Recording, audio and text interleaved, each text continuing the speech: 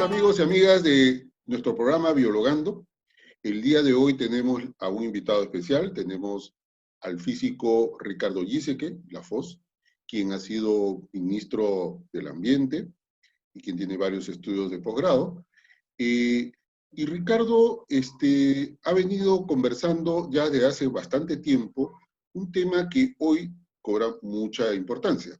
Tiene que ver mucho con el tema del agua, el tema de la lluvia y el tema de la Amazonía, ¿no? Entonces, antes de iniciar, le damos el saludo a Ricardo a nuestro programa. Hola Sandro, ¿qué tal? Sí, es un programa que me gusta mucho, tiene un nombre muy sugerente y encantado de seguir nuestras conversas de ya prácticamente va a ser un año, ¿no? Que estamos dándole vueltas alrededor de este tema de el agua en el Perú. Todo el mundo ha hablado del agua, creo que hay bastante recorrido. No hay mucho hecho, no hay mucho concretado, pero se ha hablado bastante del tema, de que el agua va a ser la razón de la próxima guerra interna por el agua, que la ciudad de Lima está construida sobre un desierto, que, en fin. Y en realidad, cuando hablamos del agua, cuando uno lo mira en serio, yo que tengo una deformación en las ciencias, trato siempre de buscar datos concretos, pruebas de dónde viene el agua. Y entonces, claro, desde muy chicos, todos en el Perú, por lo menos, estamos convencidos que el agua viene de todos los esquemas que nos muestran. Se evapora del mar, llega hasta las montañas, ahí se condensa y llueve. Excepto que ya cuando uno va creciendo, sobre todo yo he tenido un estage, una estadía, un trabajo en una consultoría en Centroamérica, en latitudes similares hacia el norte, pero totalmente tropicales, ¿no? Centroamérica. Y uno sabe que es tropical, es lluvia. Como decían, en Costa Rica solo hay dos estaciones, la estación del tren y la estación de lluvia. O sea, llueve todo el año. Algunos ratos más, algunos ratos menos, los ratos que menos llueve, que son solamente en promedio 2 días por semana, eso se llama el verano, está seco. Y si no, uno prácticamente tiene que andar con ropa de lluvia, pues, ¿no es cierto? Claro. Pero en el Perú en general no llueve. Cuando uno se pasea desde Tumbes, si vas hasta el Ecuador, en Ecuador no llueve. Ahí nomás en Machala te puede caer un chubasco brutal. Sin embargo, llegas a Tumbes y ya las lluvias son arriba. Pero en Tumbes llueve, sí, tal vez unos 20 días por año, 30 en total, ¿no? Pero ya, por supuesto, llegas a... ¿no? Está como vas bajando, sí, vas bajando un poquito más a Piura y ya no llueve. Llegas a Chiclayo, jamás, nunca. Y de ahí hasta Tacna, nunca llueve, ¿no? Y claro, entonces uno empieza a mirar bien y te das cuenta que la costa es un gran desierto. Claro. Y es un gran desierto porque está toda arena, y por ahí hay una 20 o 30 casi valles, algunos más grandes, unos más chiquitos, de ríos muy estacionales. Es decir, son ríos que sí en unas épocas del año tienen un caudal muy furioso que va de frente al mar, pero hay 6, 8 meses donde no se ve el río. El río es una especie de agua subterránea que corre, pero que no está a la vista. Y uno sigue yendo hasta el sur y claro, el tema es que resulta que si uno mira ya, dándose un paso para atrás del mapa del Perú, se da cuenta que la costa de Sudamérica, la costa oeste, es una costa muy seca a partir del Ecuador hacia abajo. ¿Y por qué? Porque hay una corriente de Humboldt, descubierta por Humboldt, la corriente tiene varios siglos o centenas de siglos antes de Humboldt, que es vientos muy fríos que vienen desde el Polo Sur y enfrían el mar, y enfrían el agua, y entonces, claro, lo que uno siente rápidamente es que el agua está muy fría. Pero está tan fría que en realidad impide cualquier evaporación. Entonces, no se evapora ni una gota de esa agua para llover sobre las costas tropicales del Perú, y por supuesto en Chile tampoco.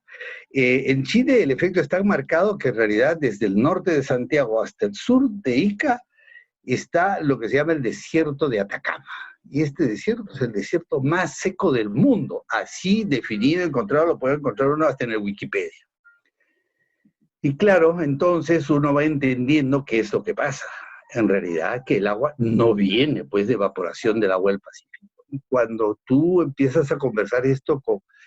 Tengo algunos amigos y colegas con los que hemos trabajado en la Organización Mundial de Meteorología o con las escuelas científicas de glaciares de los suizos que han venido a trabajar con nosotros en algunos proyectos que hemos llevado adelante.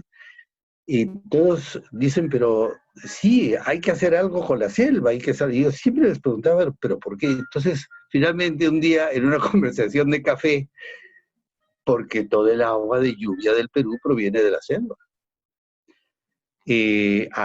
Caramba, y eso sí, es que allá viene una humedad muy grande que se concentra en el llano amazónico, y como los vientos alisios vienen soplando desde el mar Atlántico hacia adentro, porque acuérdense que esta es zona tropical, estas nubes vienen arrastradas, las nubes, la humedad, vienen arrastradas hasta la cordillera de los Andes, que es una pared gigantesca. Entonces, la humedad se va juntando ahí, sube por encima por la ladera oriental de los Andes, y una vez que llega a los 3.500, 4.000, las cumbres, ahí se condensa.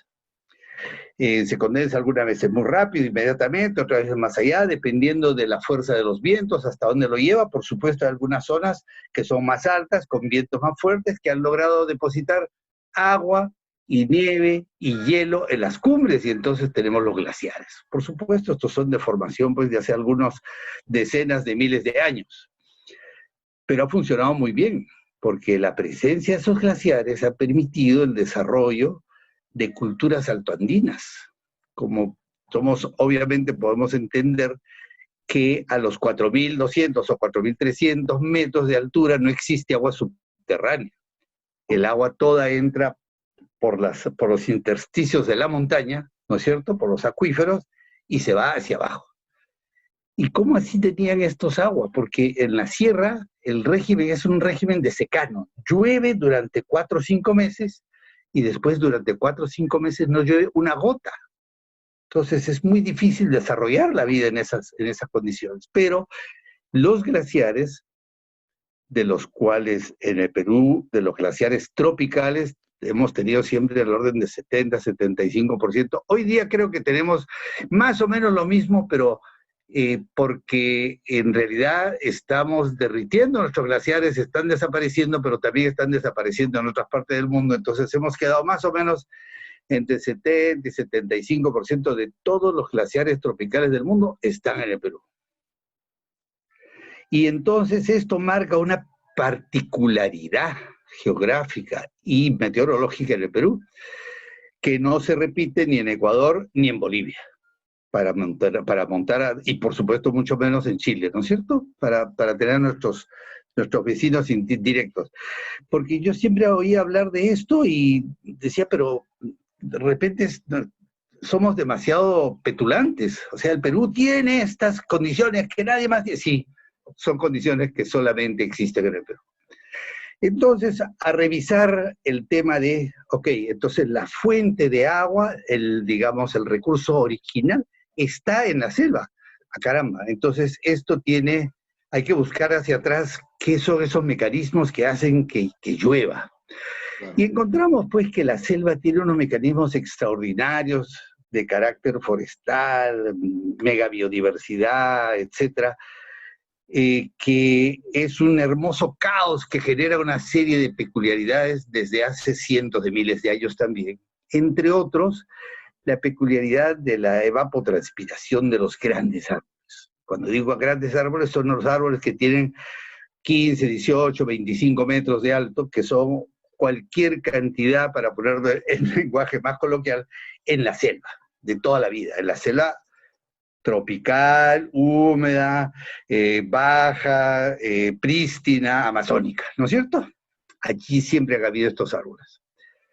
Y el mecanismo es que estos grandes árboles cogen el agua del subsuelo y a través de sus hojas lo exudan hacia arriba, hacia la atmósfera, y pueden ser del orden de algunos miles de litros de agua por día. Entonces eso nos da una idea de que sí, pues, una parte enorme de la lluvia de la selva es autogenerada por la misma selva, y se digamos que es una especie de regulación. Llueve un chubasco por aquí, un chubasco por allá, pero al hacer este proceso de la evapotranspiración se genera una lluvia generalizada y esta es la forma como se va a retroalimentar. Pero ¿qué significa esto? Significa que hay una cantidad enorme de vapor que se aumenta a las masas de vapor que están entrando desde el mar Atlántico y llegan con una cantidad y un volumen grande hasta la cordillera.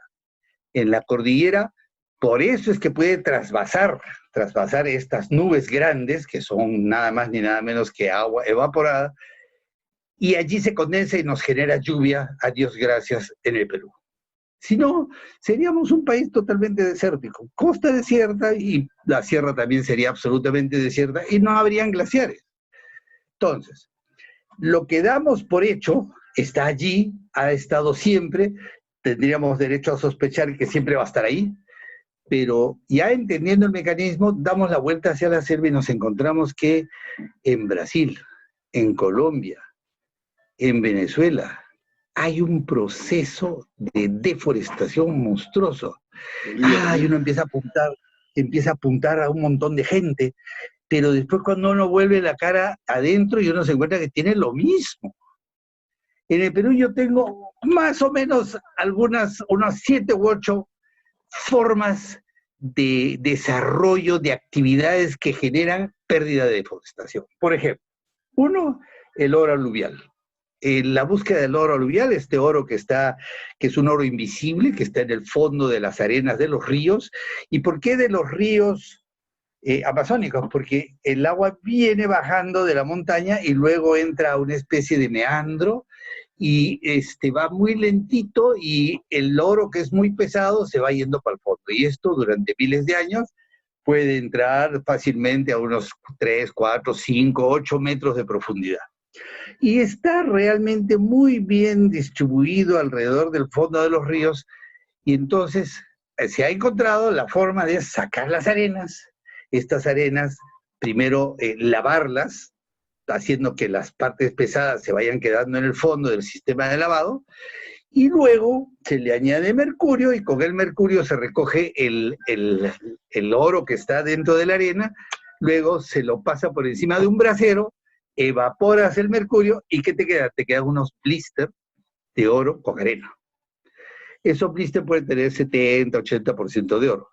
De allí se va a alguna refinería de oro. Todo el mundo conoce este mecanismo desde hace mucho tiempo. Los incas nunca usaron este oro. Los incas usaron el oro que viene en piedritas, el oro de socavón, el oro que está en los cerros, en vetas. Este otro oro se busca desde la época de la fiebre del oro en los Estados Unidos. O sea, estamos hablando de principios del siglo anterior, mucho anterior, de finales de la mitad de los años 1800, ¿no es cierto? Y por lo tanto, lo que se hace es que han llegado aquí a la selva y las gentes se van pasando la voz y hay mucha gente que vive en las sierras, etcétera, empobrecida, que no tiene dinero, que no tiene cómo sustentarse y dice, vayamos a buscar oro. Como en Madre de Dios. En Madre de Dios existe un tema que se llama Huepetue. Huepetue es un centro minero que debe tener unos 45, 50 años, fácilmente. Y empezó muy despacito y después se fueron juntando allí, porque si usted encontró, yo me vengo al costadito, seguro que encuentra, y por supuesto que van encontrando, y después, para que no me quites, entonces contrato a alguna gente con sus armas, etc. Es realmente el territorio del lejano, lejano oeste, que en nuestro caso es del lejano este, ¿no es cierto? Pero allí hay se han formado grandes fortunas y yo he visto personalmente alguna vez que he ido subrepticiamente a Arauno en el 2006, 2007, que en algunos días del mes me decían, venga usted como el 14, el 15 y hemos entrado hacia la zona de Huepetue y te encuentras sitios donde efectivamente, primero hay algunas barracas que ya no son barracas, son unos hoteles de 5 estrellas, que son bungalows donde se aloja algunas gentes de los que tienen el billete, gente que son los taitas, ¿no? Que no son necesariamente peruanos. Pero lo interesante es que llegaba una primera banda, digamos, par de helicópteros donde bajaban 15, 16 soldados armados, con charreteras, con todo, y cerraban un lugar, una especie de cancha de fútbol, etcétera. Luego llegaba como a las 2 horas otro helicóptero y bajaban 3 o 4 personas con maletines, ¿no es cierto? Pero bastantes maletines. Y se sentaban en unas mesas y luego, como habían cerrado todo, había una fila gigantesca, tal vez de unas 500 personas. Y entraban de uno en uno y entraban con su orito en la mano, entraban cada uno con su balancita, el señor que estaba en la mesa tenía su balancita, pesaban en los dos, sacaban el promedio y decían, esto es lo que hay, 18 gramos, 27 y medio, 32, lo que fuera. El precio está afuera, el que quiere viene y vende y el que no, no. Y entonces entraban y hasta el final del día podían pasar 10 horas haciendo este tema. Y al final del día cerraban y todo el mundo decía, sí, sí, ya se van, sí, ¿quiénes son? Los suizos. Entonces esta era una empresa grandísima, Metalor. Metalor es una empresa grande, suiza, totalmente suiza, ciudadana, defensora de derechos de todo tipo, pero una vez que está en el oeste, hace lo que sea. Entonces, este proceso ha empezado a cundir alrededor de toda la selva, pero lo principal y lo que a mí me quiero llamar la atención es que en el gobierno de Alan García, y yo estoy convencido ahora, más que antes, que García tenía algún tipo de arreglo con esta gente que algo le dejaba. Y entonces García, con mi buen amigo, el doctor Brack, hacen una especie de ordenamiento territorial en la selva y diseñan un corredor minero. Y cuando yo digo un corredor minero, pues es una locura. ¿A quién se le ocurre hacer un corredor minero de lo que sea en la selva baja, húmeda, prístina, amazónica? Pues hay un corredor minero que pasa por Huepetue, agarra el río Madre Dios, las piedras, etcétera, y ya. Y a partir de eso se generan dos tipos de mineros. Los mineros informales, que son los que están trabajando dentro del corredor minero, y los mineros ilegales, que son los que trabajan exactamente igual, pero en la otra orilla, que no forma parte del corredor minero, pero hacen exactamente lo mismo y el mismo, vamos a llamarle desaguisado, el mismo montón de contaminación que generan por todo lo que están haciendo. Entonces, pero entonces, perdón, Ricardo, entonces, sí, esta es una actividad, la minería sí, esta es ilegal. una, la minería está allá, que es una minería que además está cundiendo por toda la selva. De acuerdo. Ya Okay. no es un patrimonio solo de acá, está en Loreto, está en Amazonas, está... El segundo es los cultivos de narcotraficantes. Claro, Tienen que tumbar selva, tumban selva, les funciona 2, 3 años hasta que los descubren o hasta que ya no rinde más pues en cosecha. El otro es los mega monocultivos, que ahora los grandes inversionistas están empeñados en sacar. La selva es una especie de depósito de cosas, como si fuera una alacena, y hay que ir a sacar, ¿no es cierto? Entonces tenemos sembríos de cacao, tenemos sembríos de caña de azúcar, tenemos sembríos de algunos biodiesel, yatrofa, etcétera. Pero son 10, 12, 15, 20 mil hectáreas cada vez. Palma aceitera. Y palma aceitera, por supuesto, y palma aceitera está además concentrado en la zona de Pucallpa, ¿no? Y entonces, eucalipto, entiendo que el señor bueno, ya entraron con eucalipto bueno, a la Amazonía. a mí me parece, está bien, lo que quiero decir es, hay alguna... A ver, lo que pasa es que en el Perú no se hace conciencia. Hoy agarra tu hectárea, sácale la mugre y vete. Nadie mira hacia adelante, hacia atrás, ni qué consecuencias puede tener esto. Otra actividad es la migración masiva que está dándose, pero de una manera tan desordenada que vamos a replicar todos los barrios pobres que hay en Lima, el Agustino, etcétera, donde no existe ninguna calidad de vida urbana de ninguna cosa, siendo que estás entrando a un territorio prácticamente virgen, podrías hacer una cosa bien hecha para que sea sostenible y converse con el medio ambiente. En este caso está así. El otro es las industrias extractivas, petróleo y gas. Petróleo se ha explotado de una manera brutal en el Perú y entonces esto ha generado unos problemas muy grandes. Yo creo que todo el petróleo que salió de los pozos de Babayaco, etcétera, no pagaría el desastre y el daño y la rehabilitación ambiental que se requeriría, porque se han contaminado no solamente los suelos, el agua, y no estoy contando en esos costos las enfermedades y las muertes de las personas que están ahí, pero sí, por supuesto, la pérdida de pesca, etcétera, etcétera. Entonces, esto está ahí. Finalmente tenemos también minería. Entonces, en Brasil se hace minería metálica y no metálica. Entonces, aquí queremos hacer lo mismo, porque ¿por qué no? Y luego tenemos las concesiones forestales. Y yo menciono las concesiones forestales porque han sido la patente de corso para que la tala ilegal haga lo que necesita. A usted le entregan una concesión y no le hacen un inventario de entrega.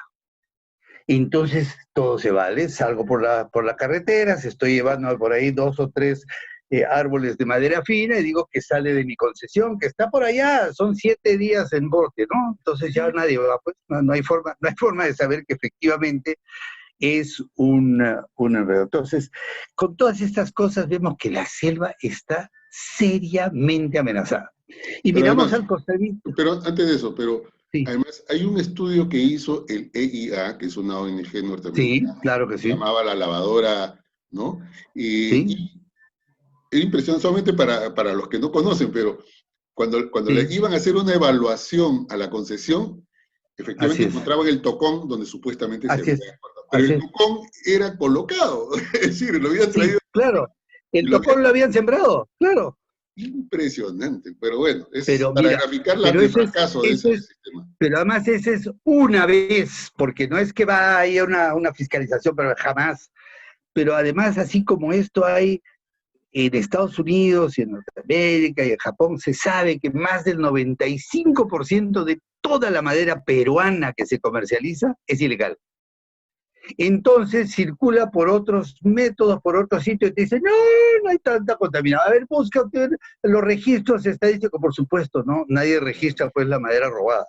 Entonces, ahí tenemos un tema muy complicado. Entonces yo digo, y ya, entonces la selva está siendo sometida a un pillaje, ¿no es cierto? Y entonces, ¿qué está pasando? Eso es tan peligroso, puede tener un efecto real en esto, es como sacar de repente agua del mar con balde, entonces sí es cierto, pero no le va a hacer nada. No, resulta que nuestro vecino Brasil tiene una zona más hacia el norte de Sao Paulo, que es un área tal vez un poco más grande que toda la selva del Perú, que ya está convertida totalmente en sabana. Es decir, es una especie de desierto lleno de arbustos que ya ni absorben el agua ni generan más lluvia y que tampoco se comportan como floresta tropical ni mucho menos amazónica. Entonces, en esa zona simplemente lo que va pasando es que se va entrando a un proceso de desertificación. ¿Sí? Eh, si esto nos llega a pasar a nosotros, nos vamos a quedar sin una gota de agua, porque ¿quién va a generar esta humedad que hace que haya el trasvase de humedad por encima de las montañas? Eso es a nosotros, pero resulta que lo que se trasvasa es el orden del 3 o 4% de toda la humedad que viene, porque esa humedad choca con los Andes y baja hacia el sur.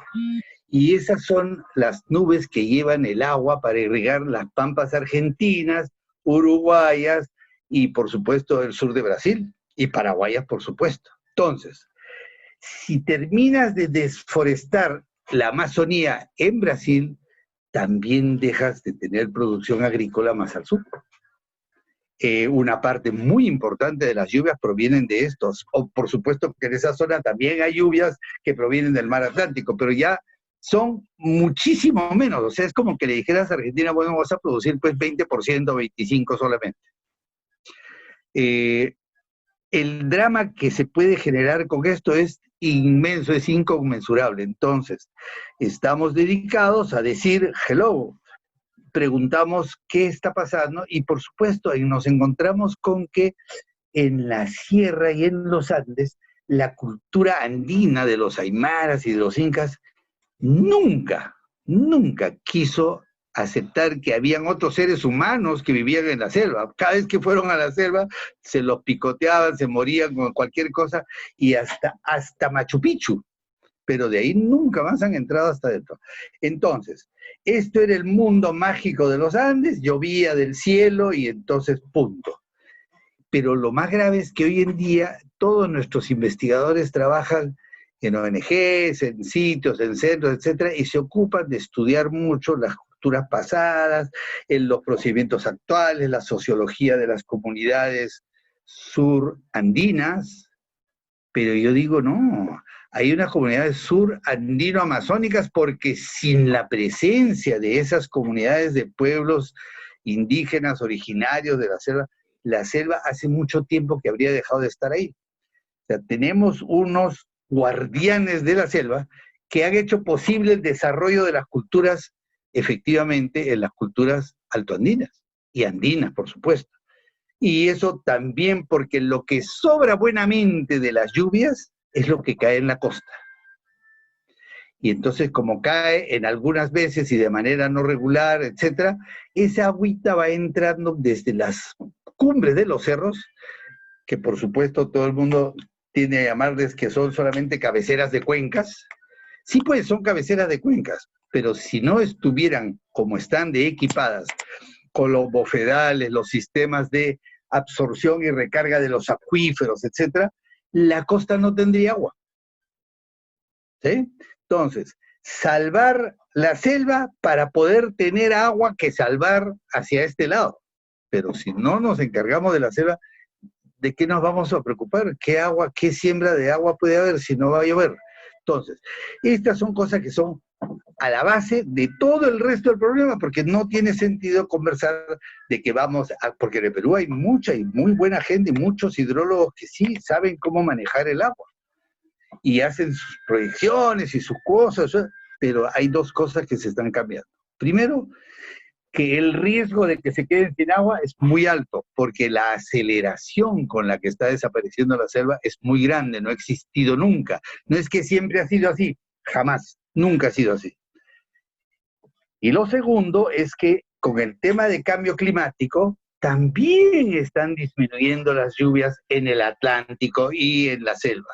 De manera que vamos a tener un problema grave, porque si hay algo que ha cambiado en el Perú, es que muchísimas de las cuencas de agua que tenemos en la parte, digamos, occidental de las cordilleras, provienen mucho de los glaciares, porque los glaciares son gigantescos reservorios reguladores hídricos. ¿Y qué tal? Desaparecen estos reguladores hídricos. La hidrología en la costa ya cambió. O sea, el comportamiento de los volúmenes y de las cantidades de agua que vienen de acuerdo a la época del año ha cambiado muchísimo. Entonces, esto, si uno no lo incorpora en la matemática, vas a diseñar un puente que no va a servir, porque van a haber avenidas que no estaban previstas y va a llover en épocas diferentes. Entonces, hay un tema que tiene que ver, como digo yo, cambio climático, y a esto le tenemos que añadir que además tenemos este problema de un proceso de mucho más corto plazo, que esto podría ser en los próximos 5 o 6 años, que veríamos una disminución drástica de nuestra pluviometría en el Perú. Con lo cual estamos fregados, porque eso no va a tener ni vacuna ni remedio, como probablemente sí haya con el COVID, ¿no? Ahora, yo me pregunto qué hubiera pasado si, así al paso que tenemos una Amazonía deforestada, finalmente se llega a esta situación donde genera menos lluvia, por lo tanto menos agua que se deposita en la parte alta y menos agua que llega a la costa. Entonces sería realmente bastante grave. Bien preocupante decirle a la gente, oye, lávate las manos, ¿eh? Bueno, sí, pues, agua. Sí, pues. Porque... No, pero no va a haber gente, pues. O sea, lo que te quiero decir es, en ese momento la gente va a migrar a donde hay agua. Claro. No se puede vivir sin agua. Entonces, cuando apenas se empieza, mira, hoy día tienes una migración altísima de gente que vivía en comunidades y ciudades que están arriba de los 4.000 metros. Ya no pueden estar. Los glaciares que proveían de agua ya se han levantado tanto que ahora su producción de agua de deshielo va por otras cuencas.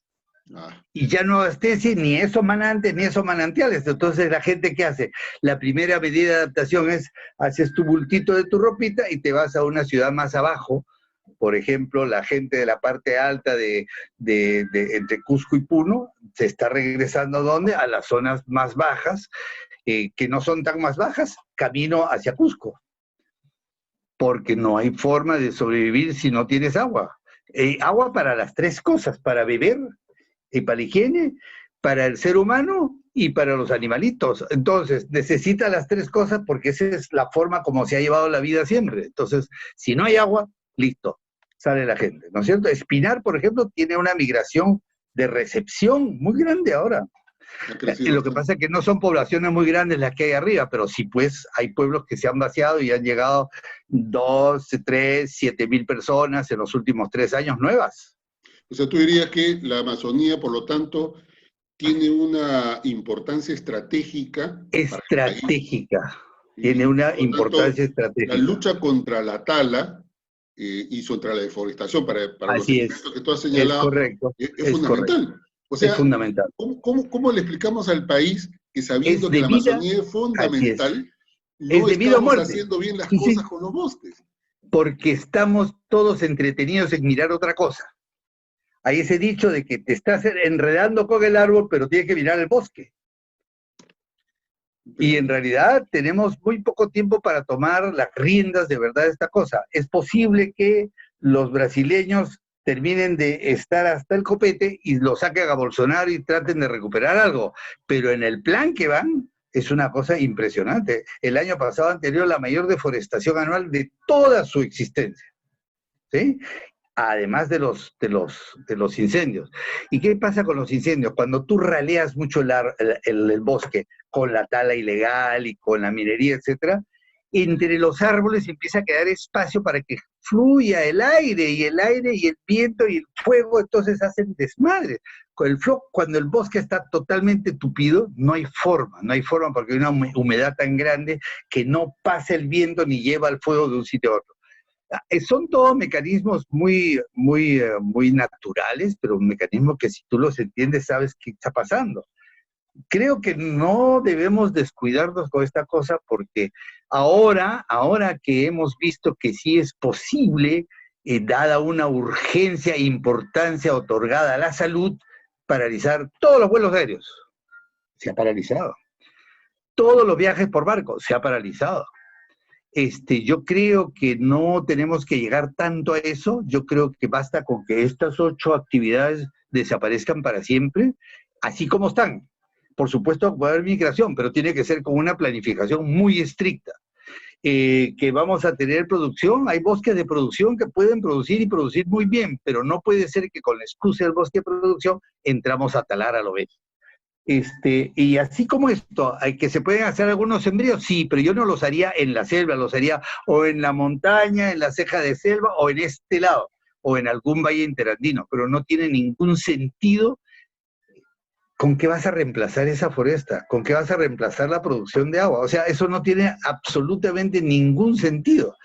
Pero como no se entiende, nuestra tarea es hacer que la gente que está tomando decisiones entienda y que la gente, por eso estos programas de vulgarización, para que la gente entienda que hay que exigir eso. Señores, ustedes no lo están viendo, pero los que van a pagar el pato somos nosotros y de todas maneras nuestros hijos y nuestros nietos. Ahora, y hace algunos años atrás, quizás unos 4 o 5, estuve por Pará, ahí en Brasil. Y cuando me trasladaron de la ciudad de Pará a una zona donde hacía manejo sostenible, digamos, del bosque, durante 1 hora, Ricardo, 1 hora, el panorama hacia la izquierda y hacia la derecha era plantación de palmas secas. Claro, plantaciones de palmas. 1 hora. Claro, 1 hora. Y hasta donde miraban. Entonces, impresionante. Y todos ordenaditos, como tú dices. Claro, como tú ves, efectivamente sembrío, ¿no? Donde tienes una serie de rectas que se ven ahí por... Bueno, eso es lo que está pasando. Bueno, entonces, en Madre de Dios, ha sido hasta la frontera con Brasil. Sí, claro. Ya a unos 30 o 40 kilómetros de la frontera, ya tú en Madre de Dios ves desierto. Sí. Un desierto. Total. Porque no hay ni vacas, ni árboles, nada. Se tomaron los árboles y quedan por ahí 2 o 3 castaños solitos, porque eso sí está pecaminoso tocarlos, ¿no? Mira, en los 80, yo muy joven todavía, estuve en el BRAE, ¿ya? Sí. En la zona donde llegué hasta Cutibrén y luego subí un poquito más, Ujú. y todavía había bosque. Y mira, y yo Sí, todavía claro, con los Ayánica íbamos, caminábamos y encontrábamos cedro, encontrábamos claro, caoba en el lugar. claro, claro que sí, Ahora claro he que ido sí. hace poco por un estudio que estaba haciendo y Ni árboles. ya no hay árboles, Claro, las ciudades han crecido, ¿no? Y exacto. lo peor de todo este asunto es que la gente es como que no sabe por qué hay demasiado calor, Así no es, sabe por así qué hay es, así es. demasiados insectos, es decir, Ha cambiado el clima totalmente. totalmente el ecosistema ha cambiado. Y Así además, es, ciudades que nunca existieron, existen. Y que la así es. verdad no tiene ningún sentido que estén ahí.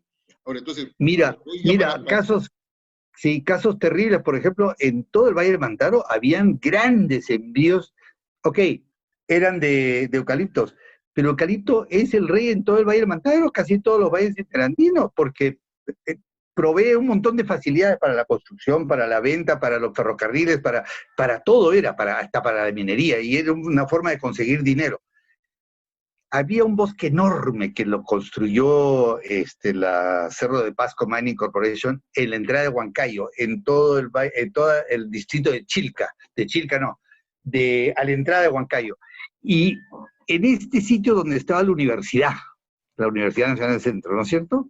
Ahí estaba un hermoso bosque grandísimo. Alguna vez tuvieron que pagar una deuda a la gente de Centromín, al Seguro Social, no sé qué, le dieron esos terrenos. ¿Qué hizo el Seguro Social? Se lo tiró íntegro todo el bosque, hizo un hermoso hospital que no tiene ni una cama UCI, pero un hermoso hospital, y se tiró todo el resto de la cosa y lo urbanizó. Y desapareció un regulador de la temperatura de Huancayo que era absolutamente sensacional. Pero esta cosa que se chica, porque estamos hablando de tal vez unas 100 hectáreas nomás, pero esto se reproduce a lo largo y ancho de todo lo que es la selva del Perú. Oye, y son 2/3 partes del territorio. Y adicionalmente es la principal fuente de la cual nos echan la culpa de las emisiones de gas de efecto invernadero porque nos estamos desapareciendo los sumideros de gases de efecto invernadero. ¿cuánto estamos? Entonces 50%, podríamos 50%. matar 50%. Digamos que 47, 48, pero es de ese orden. Y están de los sistemas de saneamiento ambiental que no funcionan, ni las plantas de tratamiento de agua que no existen, ni los rellenos sanitarios que tampoco existen. Entonces, todo eso queda al ambiente y todo eso genera metano, que es además 25 veces más efecto invernadero que el CO2. Tenemos una serie de tonterías metidas en la cabeza que no se resuelven. Y ahora entiendo por qué no se resuelven. Si ni siquiera los alcaldes son capaces de entregar una bolsa de comida, por favor, eso es, ¿sabes qué? Yo creo que el Estado necesita una revisión profunda, una especie de reconstitución, ¿no? Porque no, así como estamos, pero yo guardo siempre la esperanza de que si se ha podido con el COVID tomar alguna medida así, es posible que se pueda entonces pensar en una cuarentena de la selva para todas aquellas actividades que no estén específicamente aprobadas.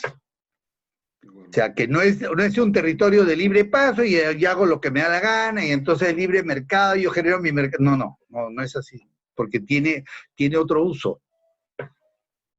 Ok, muy bien. Nos toca seguir haciendo esta difusión de que tenemos un problema entre manos y no estamos haciendo lo suficiente, ¿no? De acuerdo, Ricardo. Bueno, yo creo que nos queda claro de que hay una conexión para empezar entre la Amazonía, la necesidad de agua y la importancia de las lluvias que generan ese nivel de agua. Y por lo tanto, El agua de Lima es toda agua de la selva. así Eso es. es importante, porque aparentemente la gente dice, eso se pasará en otro sitio. No. Esta agua que tenemos en Lima, en Huacho, en Chosica, es agua de la selva. Entonces, hello, ¿y ya no va a haber? Bueno, muy bien. Bueno, Ricardo, te agradezco mucho esta conversación. Nos queda No, claro por favor. entonces la situación que está entre manos y entonces el tema de salvemos la Amazonía no es un problema Sí. solamente ecologista, es un No. problema estratégico para el Es un país. problema.